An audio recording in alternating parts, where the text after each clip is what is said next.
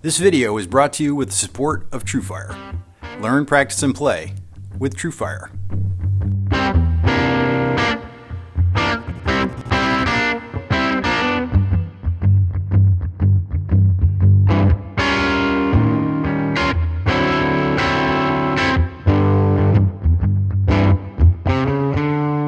Hi, this is Keith Williams. Welcome to 5 Watt World. We're interested in helping you get the most music from the least gear. Fender was the first. Gibson began building guitar amps in the 30s. Fender began building amps for their lap steel guitars in the late 40s, and Marshall, Ampeg, and Vox all started building amps in the early 60s. But when it came to building bass amps, Fender was the first in 1952. Many experts believe that the Fender Bassman is the most important amplifier of all time. Released on the heels of the Fender Precision Bass, it upended the entire world of music by providing an amplifier specifically designed for the new solid body bass, but then the amp morphed into what many believe is the perfect guitar amp. The Tweed Bassman evolved quickly from 52 to 60 until it was replaced by the Tolex covered brown panel amps in the 61. There really are two eras of Bassman amp history, the Tweed combos and then the heads and cabs that bring us up to the present day. So this is going to be a two-part story, and this is the Tweedy part. So if you've always wondered where it started, how they changed, and who used them, stay tuned, because this is the 5 Watt World short history of the Fender Tweed Bassman amps. If you enjoy our videos, make sure to subscribe, or grab a t-shirt, hoodie, or stomp preset pack to support what we do. And to become a bigger part of 5 Watt World, sign up for the Friends of 5 Watt on Patreon. The links are in the description. Fender first began building amps to amplify their lap steel guitars. This was in the late 40s prior to the release of the Telecaster in 1950. These first amps were referred to as hoodies due to their solid wood lacquered cabinets. There's a schematic that exists for what is thought to be the first Bassman circuit, what would later be dubbed the 5A6. Fender amp designs use numbers and letters to differentiate the various versions. Best known of these is probably the 5E3 Tweed Deluxe. But each of the circuits or variations got its own numbers and letters. We'll be tracking the evolution of the Bassman in the circuit numbers as we go. That first schematic has almost everything in common with the earliest dual professional amps from 1947. With 2 channels and 1 input for each, individual channel volumes, and a shared tone control. It's thought that the draft of this pointed the way to the Bassman's first design. And when it arrived, the first Bassman looked a lot like a Pro with its similar TV front, so named for the ring around the front of the grille that looked like an early black and white television.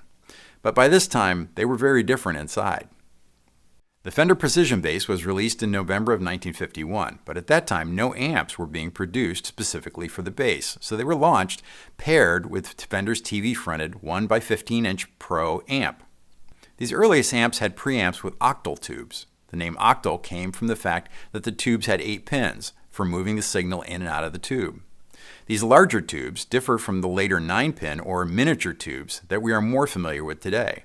And of course, they have a unique sound when used to create the preamp gain in these early Bassman amps. So early in 1952, the first production Bassman amps were launched. Like so many Fender products, the Bassman name came from the Fender sales chief, Don Randall. Prior to Randall coming up with that name, Fender literature actually just referred to it as amplifier. At the launch, Fender crowed in their sales literature that this was not a repurposed guitar amp, but was rather the very first amp that was designed specifically for the bass. It used a single 6SC7 preamp tube, a 6SL7 for the phase inverter, and 2 6L6 power tubes, and a 5U4 rectifier. Unlike the Pro, it has a single channel with 2 inputs, so it only needed the 1 preamp tube. It had a single volume and tone control. These controls were at the top of the cabinet with a cable running to the bottom of the cab where the bulk of the electronics were located. In this configuration, the first Bassman generated approximately 26 watts into a single 15-inch speaker. Fender acknowledged the challenge of producing the low frequencies and referred to the Jensen P15N speaker as specifically designed for use in the bass amp. The combo had 2 small round holes in the back designed to emphasize the bass frequency. It was actually the first Fender amp with a closed-back design to enhance that bass response. Unlike later versions of the Bassman, the first amps are really best suited to bass and less useful for guitar. That first Bassman amp was produced in very small numbers, and perhaps just 20 to 25 still exist today. The 5B6 was actually put in both the last of the TV front cabinets and then the newer wide panel cab with its 5-inch wide tweed covered panel at the top and below having a wider swath of grill cloth. It's estimated that Fender built approximately 660 5B6 circuit Bassman combos between 1952 and 1954 when the amp would evolve again. The 15-inch speaker was the obvious choice at the beginning of the model for providing deep full bass, but its larger cone was prone to flubbing out when hit with a low E at higher volumes. The challenge came from the travel required of the underpowered voice coil to reproduce that note and volume. And so Fender saw that the way forward was to divide the load between 4 smaller speakers, less individual surface for each speaker, but more overall surface when added up, and it required less voice coil excursion, hence stressing each speaker less when those big notes came along, and then being less likely to flub out. In November of 1954, Fender radically changed the Bassman. This generation would be loaded into a cab with 4 10-inch speakers. This move launched one of the most beloved tube amp designs of all time, not just for bass, but for guitar.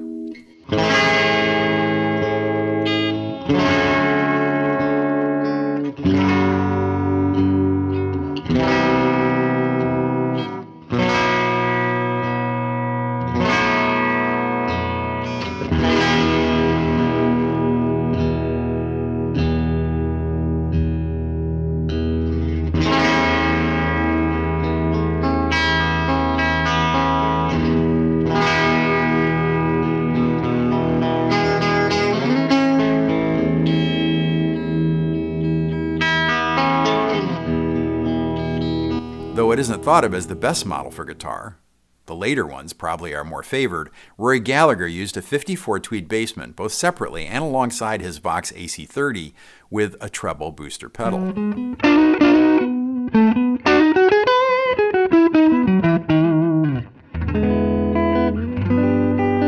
Rory Gallagher's amp, first and foremost, an absolute honor to play through it. The sound of it, it's very bright sounding for such an old amp, and it's extremely punchy. It's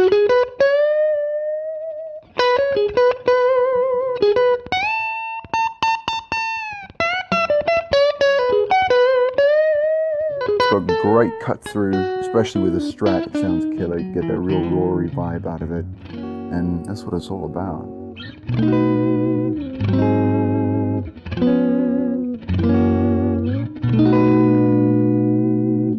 The new amp was also designed using 2 rectifier tubes. The new circuit was dubbed the 5D6 and was designed by Freddie Tavares, a longtime R&D employee at Fender. According to Bill Carson, the evolution of the Bassman into a 410 design should be credited to Freddie Tavares. Carson said, "Leo was working on something else at the time. Freddie put this thing together. The attempt was to make a kind of 2-edged sword bass amp that guitar players could use too, so it could fulfill 2 roles and make it more acceptable to the buying public." It was often pointed out that Leo Fender didn't play guitar, but it was lucky for him that Freddie Tavares did. Due to the 2 rectifier tubes, it became known as the dual rectifier Bassman, in case you wondered where that naming convention first entered the amp world and would be later repurposed by Mesa Boogie, of course. Replacing the 15-inch speaker for 4 Jensen 10-inch Alnico P10R speakers.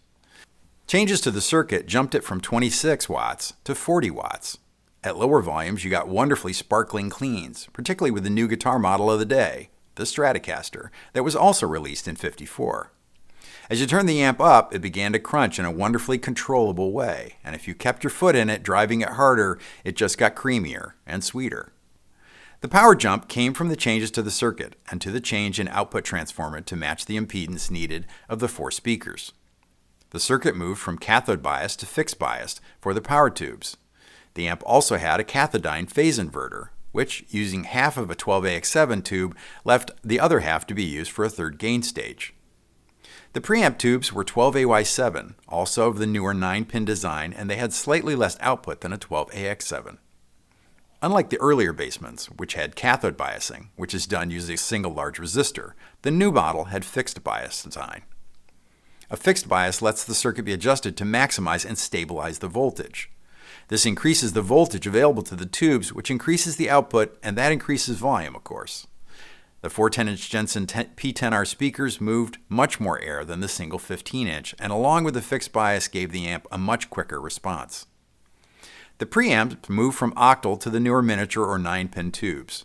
These 12AX7 size tubes came with the advent of FM radio and television in the mid-50s.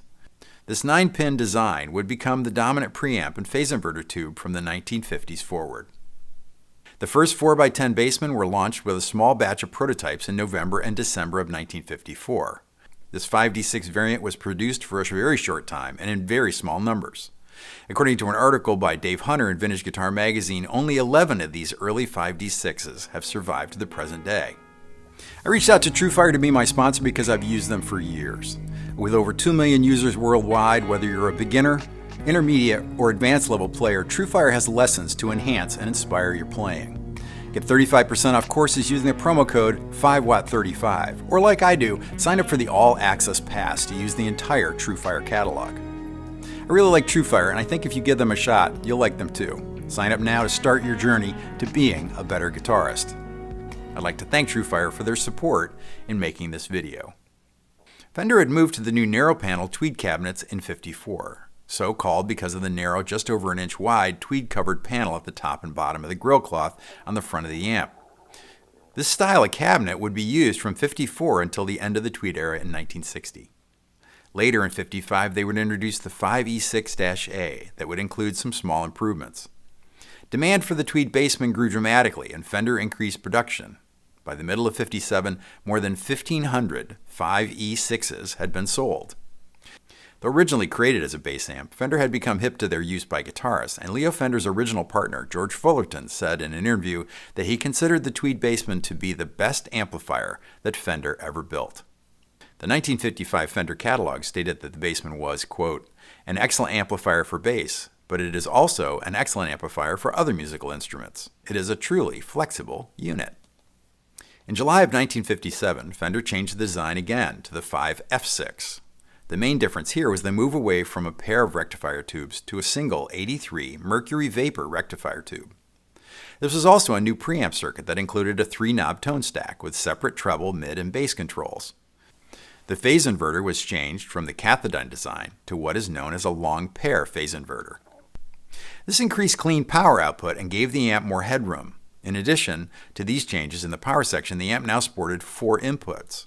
Remember that it was common at this time for a single large amp to provide amplification for the entire band, the bass, guitar, harmonica, and even vocals.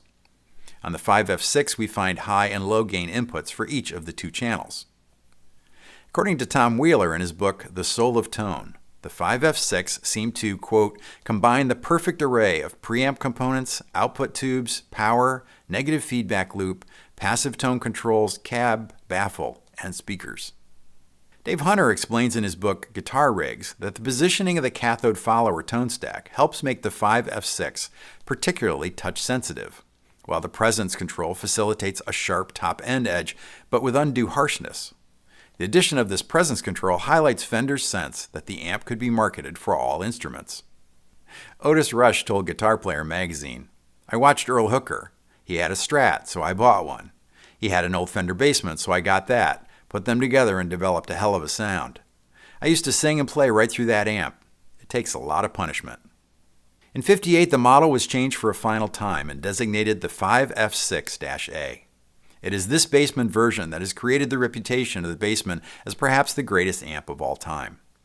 This final change to the Tweed circuit included a change from the mercury vapor rectifier to a GZ34 rectifier tube, as well as changes to the presence control circuit.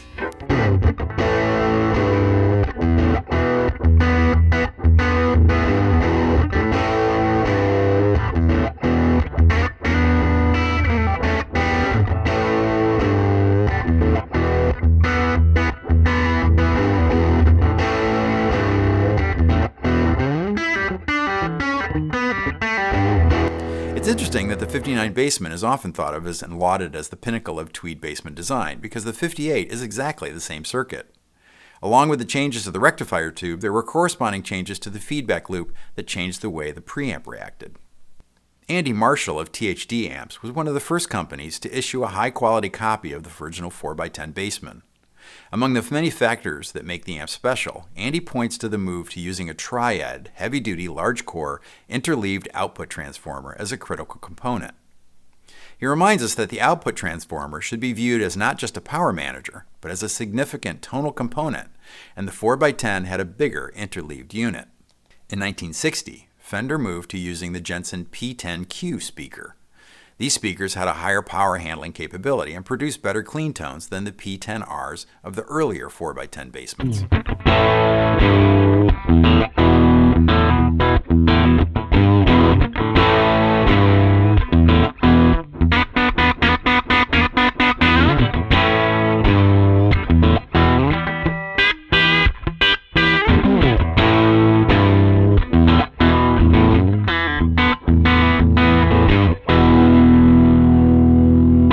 Famously, it was the 58-60 Bassman 5F6A circuit that Jim Marshall and his colleagues copied part for part to produce their JTM45 amp.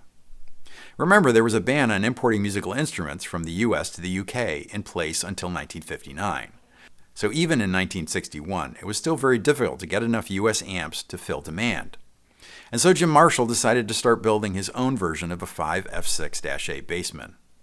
The big difference from the American amp being that the use of transformers had to be of local manufacturers due to the availability, but also to the fact that they would work with the 220-volt European power.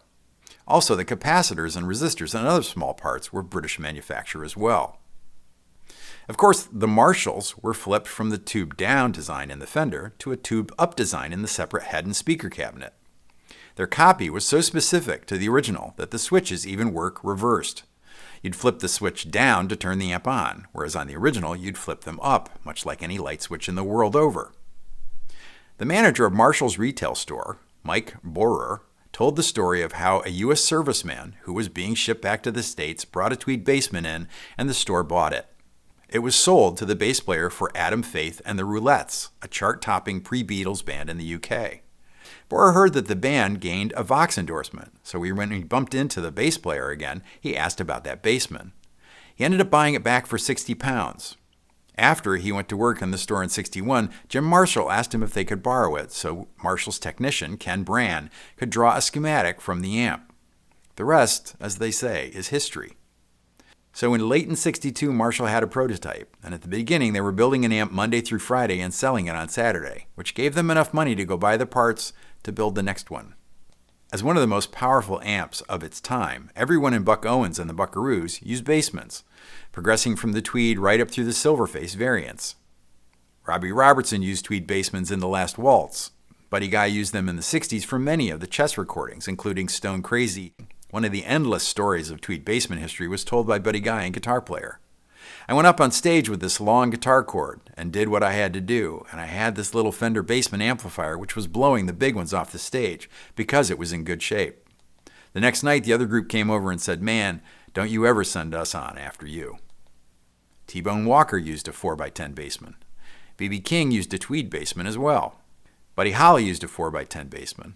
Hart's Howard Leese used a Tweed Bassman to record Barracuda and other tunes on the Little Queen album. It's hotly debated, but many believe that Jimi Hendrix recorded Voodoo Child on a 4x10 Bassman. In '61, Fender radically changed the Bassman again, moving it to a separate head and speaker cabinet covered in blonde Tolex, ending the Tweed Bassman era. In 1990, Fender began reissuing an amp based on the 5F6A Bassman. These first reissues were built in Corona, California, and came equipped with 4 Eminence 10-inch blue frame Alnico speakers. They were given a solid-state rectifier instead of the GZ34 tube, which again increased output, headroom, and volume. Later, the production of the reissues was moved to Ensenada, Baja California, and the model name was changed to the 59 Bassman LTD. This later model was redesigned to use the original GZ34 rectifier tube and used 4 Jensen P10R speakers like those in 59. These reissues have been highly regarded, and no less than Stevie Ray Vaughan replaced the Super Reverbs in his touring rig in 1990 with a pair of the newly released 59 reissues, matched with 4x12 cabinets. Vaughan also used Cesar Diaz's 59 Tweed Bassman on the In Step record. In particular, Caught in the Crossfire is reportedly that 59 Bassman. Bruce Springsteen used Tweed Bassmans in the studio and on stage. Listen to the Darkness album for examples. Many amplifiers are duly famous, and for good reason. but the big square box of a Fender Tweed Bassman with its simple control layout is one of the ultimate tone machines. Early ZZ Top records could be said to be covered in tweed, where they used tweed amps of all shapes and sizes, including the 4x10 Bassman. Billy Gibbons is famous for saying, "When all is said and done, I go back to the house and I plug into a 4x10 Bassman and just turn it up." I couldn't have said better myself. If I missed your favorite part of the Tweed Bassman story, please put it in the comments for everyone to enjoy. I know from experience that I can count on you. If you like this video, you might enjoy my short history of the Fender Deluxe. I need to thank my friend John Cordy for playing the intro and outro on this video. He's playing both a Helix model to Bassman and a Fractal model Bassman.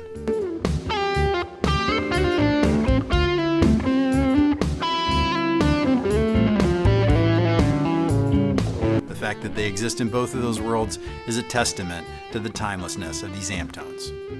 This video would not have been possible without the wonderful book, The Soul of Tone by Tom Wheeler, his great book on the history of Fender amps. I also highly recommend Dave Hunter's Guitar Rigs for details of users of these amps through the years. I want to thank the guys at Premier Guitar for their permission to use the clips of John Bollinger demoing vintage Bassmans. I need to thank Johan Sedgborn for his permission to include clips of vintage and modern amps in the 4x10 lineage. I can always count on Johan to have these amazing clips in his catalog of excellent YouTube videos. I need to thank my friends at Guitarist Magazine in the UK for their permission to use the clip of Roy Gallagher's original 1954 4x10 Bassman. I only wish they'd run it with the AC30 and really turned it up, so maybe next time, right guys? I want to thank everyone that stopped by the store and picked up a t-shirt, a hoodie, or a Stomp preset pack.